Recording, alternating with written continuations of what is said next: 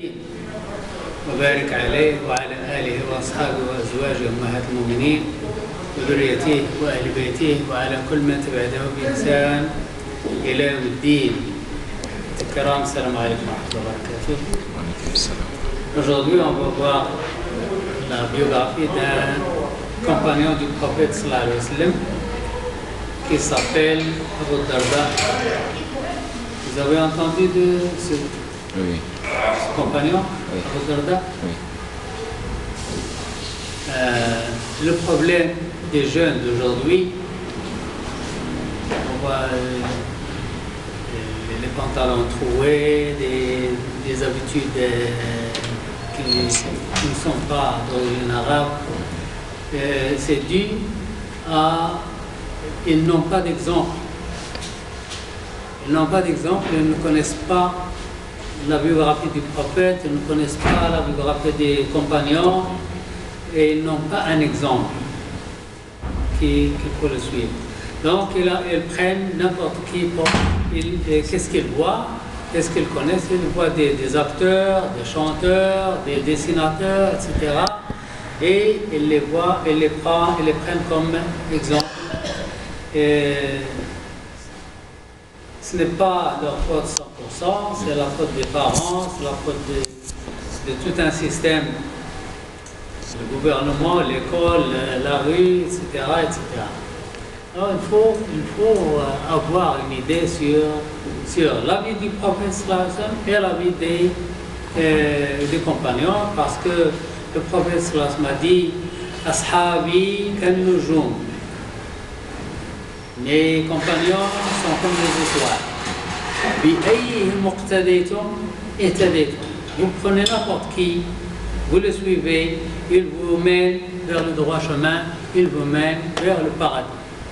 N'importe quel compagnon. Vous choisissez n'importe qui. Lorsqu'il a effectué le pèlerinage, le dernier pèlerinage, il y avait 124 000 personnes avec lui. 124 000 personnes. Alors, ces 124 000 personnes, vous prenez n'importe qui parmi ces gens-là, ils vous mènent vers le paradis, ils vous mènent vers le droit chemin. Et si vous les prenez comme exemple, vous aurez un bon exemple. N'importe qui de ces 124 000 personnes qui étaient avec lui pendant le pèlerinage. Alors Abu Darda, regardez ici, tôt dans la matinée, Abu Darda se réveilla et alla tout droit vers son idole. Il avait un idole, Abu Darda.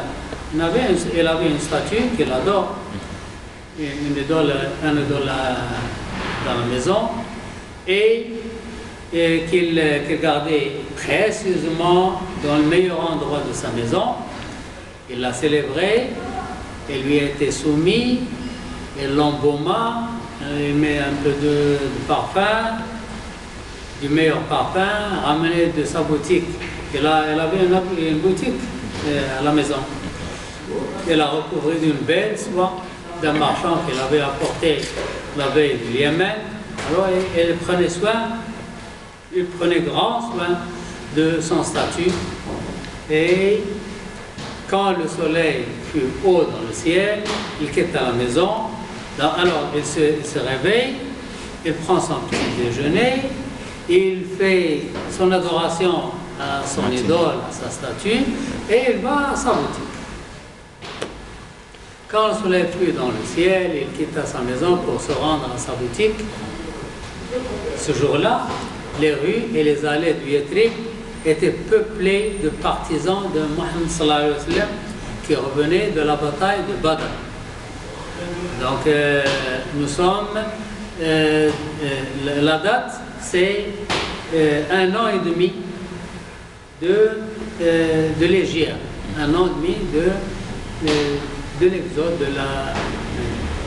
de l'arrivée du prophète sallallahu alayhi wa sallam à Médina. Parce que la bataille de Badr était 18 mois après l'arrivée du prophète sallallahu alayhi wa sallam à Médina. Alors les rues étaient peuplées des gens qui revenaient de la bataille de Badr. Il avait ramené avec eux des prisonniers de guerre. Abu Darda interrogea la foule et alla vers un jeune Khazraji pour lui questionner. Khazraji est un habitant de Médina.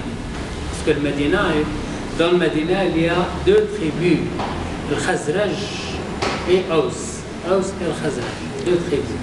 Et là, il interrogeait un Khazraji pour le questionner pour le sort de Abdullah ibn Rawaha. Abdullah ibn Rawaha, c'est son ami. La réponse, elle a été sévèrement éprouvée pendant la bataille. Elle était blessée, sévèrement blessée. Mais ils sont sortis, il n'est pas mort. Alors, Abu Darda a demandé à quelqu'un des gens qui sont revenus de la bataille de Badr. Il lui dit, mon ami Abdullah ibn Rawaha, quel est son sort? Est-ce qu'il est mort? Est-ce qu'il est vivant? Il dit, il n'est pas mort, mais il est blessé. Abu Darda était très anxieux pour son cher ami, Abdullah ibn Rawaha. Tout le monde, il connaissait les liens d'amitié qui unissaient ces deux hommes. Depuis la période de Jahiliya, depuis longtemps, ils étaient des amis intimes.